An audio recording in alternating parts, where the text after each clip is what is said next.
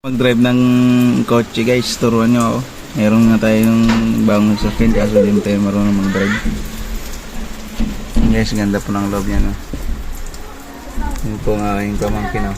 Ay, hi din pamangkin. Gusto na gumala guys, oh. Tsara natin kasi baka maulan na, malakas na ulan dito guys. Yun po guys. I-wiper mo. Hindi mo tayo marunong mag-wiper to. Parang din yun, oh. Wag. Para masira na natin yung sasakyan. Guys, mayroon tayong sasakyan kasi hindi naman tayo marunong mag-drive. Ito guys, turuan nyo muna ako. Guys, babay na.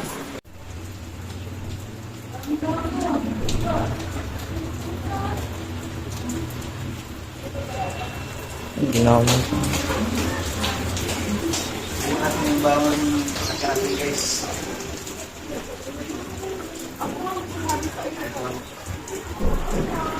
Maraming.